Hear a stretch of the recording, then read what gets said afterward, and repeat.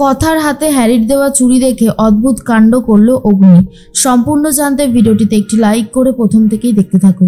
গল্পের শুরুতেই দেখা যায় একে একে সবাই বর্ষামঙ্গল উৎসবের জন্য নাচ গান করতে থাকে। তার মধ্যেই এবারে দাদু আর ঠাম্মি অসাধারণ সুন্দর নাচ করে।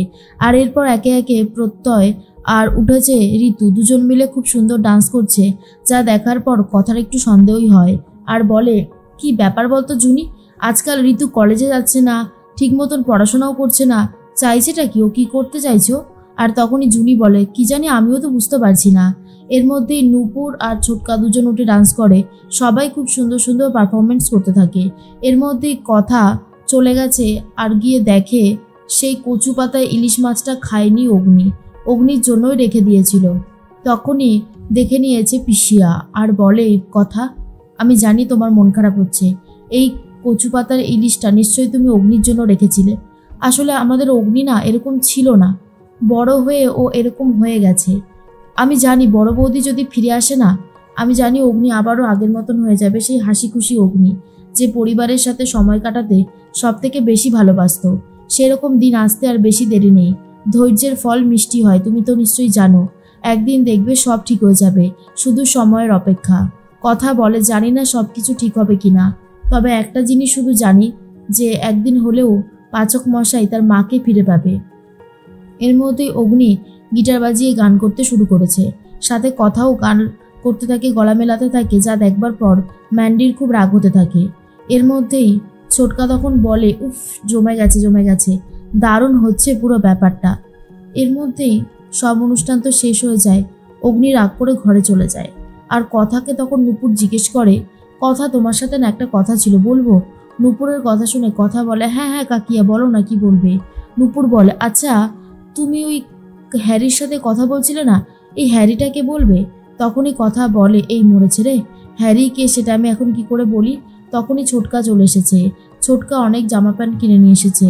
আর নূপুর তখন বলে, কি ব্যাপার গো, এত জামা কাপড় কার জন্য? কথা তখন বলে, ছোটকা, কাকিয়া জানতে চাইছে হ্যারি কে। তখনই ছোটকা বলে, আরে হ্যারি হলো আমাদের নীলাদ্রি। এটা শোনার পর তো কাকিয়া রীতিমতো চিৎকার করে ওঠে আর বলে, কি বলছো গো, নীলাদ্রি এরকম পোশাক পরছে কেন? তখনই ছোটকা বলে, আমার কথা অনুযায়ী পুরো বিষয়টা তো তুমি জানো না। একদিন বাবা তো টি লাউঞ্জে গেছিল, আর ঠিক সেই মুহূর্তেই কথাও ছিল। কথা তো নিজেকে লোকাতে নীলাদ্রিকে সাহায্য করতে বলে, আর নীলাদ্রি পুরো ব্যাপারটা সামলে নেওয়ার জন্য স্যান্ডির জামা কাপড় পরে সামলেছিল। কিন্তু এই হ্যারিকে দেখেই আমাদের অগ্নি রীতিমতো তেলে বেগুনে জ্বলে উঠছে। তাই তো আমি চাইছি কথার সাথে হ্যারিকে যত তাড়াতাড়ি সম্ভব আরেকটু এদিক ওদিক করাতে। যত ওরা এদিক ওদিক করবে, গল্প করবে, আড্ডা দেবে, তত আমাদের অগ্নির মাথায় রাগ উঠে যাবে। আরে তুমি এখন সবকিছু শোনার পর বলো, তুমি কাদের দলে? নূপুর বলে, দলে তো তোমাদেরই, তবে কথা, একটা কথা বলি, আমাদের অগ্নিকে একটু কম কষ্ট দিও। হ্যাঁ, আসলে বেচারা এমনি কষ্ট পাচ্ছে, তার উপর যদি আরো কষ্ট দাও খুব একটা ভালো হবে না। তখনই ছোটকা বলে, নূপুর, তুমি তো দেখছি আমাদের দলে না। হ্যাঁ, আমাদের দলে না থাকলে কিন্তু হবে না। নূপুর বলে, আচ্ছা বাবা, আমি তোমাদের দলেই আছি। এর মধ্যেই কথা মনে মনে ভাবে, আমাদেরকে যা করবার করতেই হবে, হাল ছাড়লে চলবে না। ছোটকার কথা মতো পাচক মশাইকে রাগাতে হলে দাদা ভাইয়ের সাহায্যটাও দরকার। এর মধ্যেই ছোটকা ফোন করেছে নীলাদ্রিকে আর বলে, নীলাদ্রি, তুমি এখন কোথায় আছো? নীলাদ্রি বলে, আমি তো এখন অফিসেই আছি। তখনই ছোটকা বলে, তুমি কিন্তু অফিস থেকে বাড়ি আসবে না, সোজা চলে যাবে টি লাউঞ্জে, কেমন? ছোটকা তখন বলে, আচ্ছা, মনে থাকে যেন। এর মধ্যেই দেখা যায় অগ্নি তো রাগারাগি করতে থাকে, কথা বলতে থাকে আক্কি, তারপরে প্রত্যয় আর স্যান্ডির সাথে। আক্কি তখন বলে, আচ্ছা বিগ ব্রো, তুই এত শুধু শুধু রাগ করছিস কেন, সেটাই আমি বুঝতে পারছি না।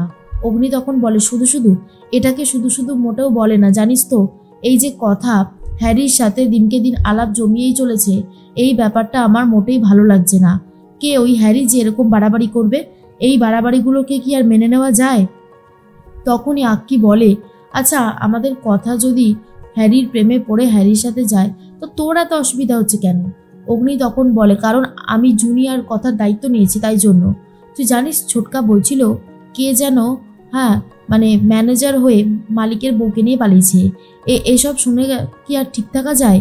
তখন প্রত্যয় আর কি বুঝতে পারে অগ্নি জেলাস, কিন্তু অগ্নি মনে মনে সেটা রেখে দিয়েছে, স্বীকার করছে না। স্যান্ডি বলে, আচ্ছা এভি, যদি কথা এরকম কিছু করে থাকে, আমার মনে হয় খারাপ কিছু হবে না, ওদের দুজনকে কিন্তু মানিয়েছেও ভালো। অগ্নি তখন বলে মোটেই না, ওদের দুজনকে মোটেই মানায়নি, আর এসব বলে কোনো লাভ নেই। অগ্নি কথাকে কিছুতেই হ্যারির সাথে সহ্য করতে পারছে না।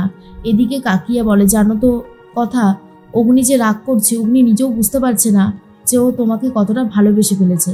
রাগ কি আর এমনি এমনি হয়? মনের মধ্যে থেকে অনেক জেলাসি উঠে আসছে, তার জন্যই ও রাগ করে ফেলছে। কথা বলে সেটা তো আমি খুব ভালো মতনই জানি কাকিয়া, তবে পাচক মশাই সেটা স্বীকার করতে চাইছে না, এটাই একটু অবাক করার মতো লাগছে। তার মধ্যেই ছোটকা মনে মনে ভাবে এইবার নীলাদ্রিকে দিয়ে যা একটা নাটক করাবো না, দুজনা রীতিমতো জ্বলতে পুড়তে শুরু করবে, একদিকে প্রিয়া আর একদিকে অগ্নি। অগ্নি তখন বলে তোরা জানিস আগের দিন যে কিনা বাংলা ডিকশনারি নিয়ে ঘুরে বাংলা সবসময় বলতে থাকে, সে হ্যারিকে ফোন করে বলছে গুড বাই। আর এটা শোনার পর তো আক্কি রীতিমতো অজ্ঞান হয়ে পড়ে যাওয়ার মতন অবস্থা। আর বলে কি বলছিস রে বিগ্র? বিগ্র তখন বলে আরে বাবা আমি ঠিকই বলেছি, আমি কি মিথ্যে বলছি নাকি? আমি যা বলছি সেটা একদম অক্ষরে অক্ষরে সত্যি কথা। তার মধ্যেই প্রত্যয় বলে আমাদের কথা তো দেখছি পুরোপুরি বদলে যাচ্ছে, ওই হ্যারির জন্য কথার এই বদলটা তো মেনে নেওয়া যাচ্ছে না, তাই না? এর মধ্যেই ছোটকা তো অনেকগুলো জামা তুলে দিয়েছে কথার হাতে, আর বলে শোনো হ্যারিকে মানে আমাদের নীলাদ্রিকে এই জামাগুলো দেবে, আর বলবে এই জামাগুলো পরেই যেন টি লাউঞ্জে যায়, কেমন? কথা বলে আচ্ছা। এরপরেই কথা চলে এসেছিল ঘরে। অগ্নি তো কথাকে দেখে আরও বেশি রিয়াক্ট করতে থাকে আর বলতে থাকে বেশি বাড়িস না, ঠিক আছে তো? হ্যারিকে কিন্তু আমি দেখে নেব। এর মধ্যে কথার তো বেশ ভালোই লাগছে। কথা আর হ্যারি দুজনেই আবার টি লাউঞ্জে চলে গেছে। এরপর এভি, তারপর প্রত্যয়, আক্কি, স্যান্ডি সবাই মিলে গেছে। তখনই হ্যারি মনে মনে ভাবে উফ, ভালো একটা ঝামেলায় পড়েছি, তবে এখানে আমার নিজের বেশ একটা ইমেজ তৈরি হয়ে গেছে, এটা খুব ভালো হয়েছে। অগ্নি বলে ওই দেখ আসছে, দেখেছিস তো, এক্ষুনি এসে বাদরামো করা শুরু করে দেবে, আমি না আর সহ্য করতে পারছি না এটাকে, আমার রাগ হয়ে যাচ্ছে। তখনই আক্কি বলে আচ্ছা বিগ্র, তুই যদি এত রাগ করিস তাহলে কি করে হবে বল, একটু অন্তত ধৈর্য ধর। তার মধ্যেই চলে এসেছে নীলাদ্রি। নীলাদ্রি এসে কথাকে বলে তাহলে অ্যাক্টিং শুরু করি? কথা বলে হ্যাঁ দাবাই শুরু করে দাও। এর মধ্যেই নীলাদ্রি মানে হ্যারি বলতে থাকে কথা, আমি না তোমার জন্য অনেক চুড়ি এনেছি যেগুলো আমি তোমাকে দিতে চাই।